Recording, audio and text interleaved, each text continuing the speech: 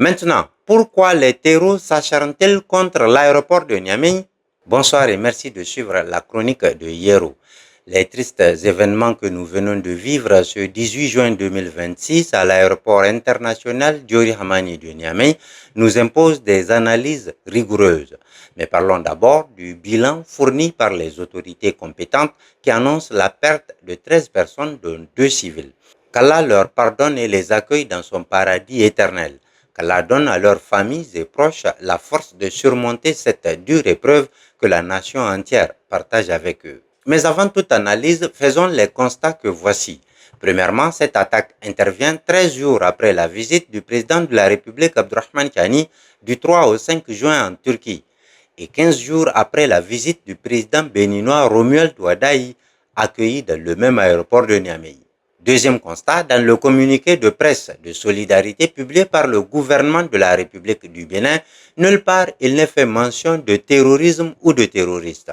Dans le premier paragraphe, le communiqué parle d'attaques survenues et dans le deuxième paragraphe, il évoque une agression. Le choix de ne pas faire mention des terroristes n'est pas fortuit, surtout quand on sait que dans son communiqué, l'Union africaine a parlé d'attaques terroristes. Le Bénin, lui, se refuse cette qualification, peut-être parce qu'il sait désormais qu'il ne s'agit pas d'actes terroristes, mais bien d'agression extérieure, même si ce dernier mot n'a pas été employé dans le dit communiqué. Voyons maintenant le mode opératoire des mercenaires impérialistes français. Ici, il faut d'abord se rappeler que lors du premier attentat, le 29 janvier dernier, les mercenaires s'en étaient directement pris à la base aérienne 101 de Niamey. La riposte foudroyante qui les avait accueillis leur a sans doute servi de leçon. Ils ont compris qu'ils ne pourront pas faire face au dispositif de défense de la dite base aérienne. C'est sans doute pourquoi ils ont choisi cette fois de tenter une infiltration à partir de l'aéroport civil dont l'entrée principale est sous contrôle de la police avec des armes individuelles sans un dispositif particulier de défense. Et si vous regardez bien les moyens logistiques utilisés, notamment les transports en commun, taxis et fourgonnettes, vous comprendrez que leur marge de manœuvre était très réduite. Beaucoup de ceux qui prennent l'avion, en effet, partent à l'aéroport en taxi. Donc, en voyant un taxi s'approcher, cela paraît tout à fait normal. C'est ainsi qu'ils ont dû pouvoir s'approcher assez avant d'ouvrir le feu. Et c'est probablement ce qui a donné lieu à ce bilan déplorable avant que la réaction des autres forces ne se mette en place. Le choix de l'heure de l'attaque participe aussi de cette stratégie car à 6 heures du matin, les premières lueurs du jour donnent déjà l'assaut sur la terre. Certains ont déjà commencé à rallier leur lieu de travail et les criminels pensaient que la vigilance allait baisser d'un cran en ce moment. Cela montre également que les dispositions prises après le premier attentat pour sécuriser les lieux ont été efficaces, obligeant l'ennemi à changer d'angle d'attaque.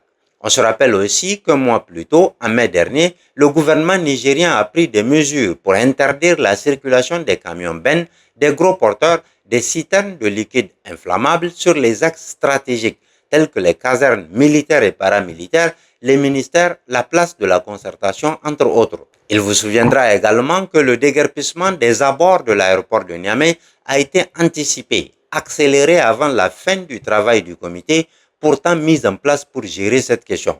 Le ministre de la Justice avait même confié à la presse que c'est pour des raisons d'urgence sécuritaire. Toutes ces mesures et bien d'autres que nous ne connaissons certainement pas en tant que citoyens ordinaires ont pu contribuer à réduire comme peau de chagrin la marge de manœuvre des mercenaires terroristes et leurs commanditaires. Et comme le disait le ministre de la Défense nationale Salif Moudi, aucun dispositif militaire n'est définitif. Il est constamment perfectible.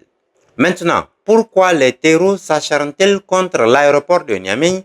Vraisemblablement, les moyens aériens de notre pays, chasseurs, hélicoptères de combat, drones, etc., et le système de défense anti-aérienne de la base 101 sont les principales cibles des terreaux mercenaires. Du reste, le communiqué officiel du gouvernement note des terroristes avec des ceintures explosives, ce qui laisse penser que si l'infiltration avait réussi, les kamikazes allaient se faufiler pour s'approcher au mieux de notre flotte avant de se faire exploser. Cela aurait pu provoquer des explosions en chaîne pouvant raser la base, dont le système de défense anti-aérienne qui sera hors service, ce qui exposerait la capitale nigérienne à une grande vulnérabilité face à des hordes terroristes, sans doute déjà positionnés quelque part pour lancer l'assaut ultime. C'est donc une espèce de boîte de Pandore qu'ils voulaient ouvrir et l'effectif déployé pour cette opération commando, puisque c'est de cela qu'il s'agit, le montre à suffisance. Le deuxième niveau de mon analyse concerne la réaction de la population niaméenne. Si l'objectif de nos ennemis était de susciter la colère et la révolte des citoyens contre leurs dirigeants, ils ont échoué parce que la population a été très en colère, mais seulement contre les criminels venus l'attaquer. Elle a exprimé dans une rare violence qu'on ne connaissait pas aux Nigériens, généralement très sensibles et très humains. Si l'objectif était de discréditer nos forces de défense et de sécurité, ils ont lamentablement échoué parce que la population a fait corps avec ces FDS qu'elle a soutenus, aidés et encouragés jusqu'au bout.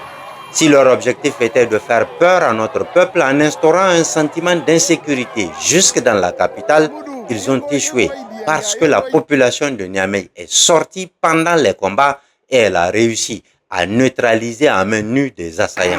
Les citoyens ont fait preuve d'un courage et d'une témérité extraordinaire. Même si à ce niveau, on peut déplorer ce genre d'image où la présence des civils tout autour aurait pu perturber ce militaire qui tente de descendre des terreaux. C'est aussi à déplorer parce que d'autres ennemis auraient pu se fondre dans la foule et causer des dégâts par des actes kamikazes désespérés et alourdir ainsi le bilan de nos pertes. La meilleure façon d'aider nos FDS est de les informer en temps réel et de capturer les assaillants lorsqu'ils ne sont pas armés qui tentent de traverser les quartiers pour les mettre à la disposition de l'autorité. Le lynchage à mort n'est pas la bonne solution puisqu'il est possible que la seule personne du groupe qui détient les bonnes informations soit capturée par la population. Si elle l'élimine, elle prive le pays d'une mine d'informations pouvant permettre de déjouer d'autres attentats. C'est pourquoi, sur cette image, vous voyez les militaires nigériens protéger un terroriste contre la vindicte populaire. Ce n'est pas qu'elle l'aime bien, mais c'est juste que nos FDS sont des professionnels. Elles n'agissent pas par émotion. Mais qu'à cela ne tienne, le comportement des citoyens montre que notre peuple est parfaitement conscient des enjeux et de la nature de la lutte commune. Il sait que nos autorités et nos forces de défense et de sécurité qui nous protègent au prix de leur vie méritent notre soutien constant et indéfectible.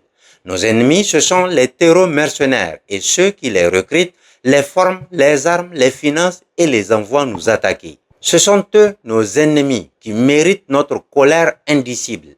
Et ça, notre vaillant peuple l'a très bien compris. Qu'Allah veille sur le Niger, sur la Confédération AES et sur l'Afrique tout entière. Inch'Allah, nous gagnerons cette guerre qui nous a été imposée. Merci et à très bientôt, Inch'Allah.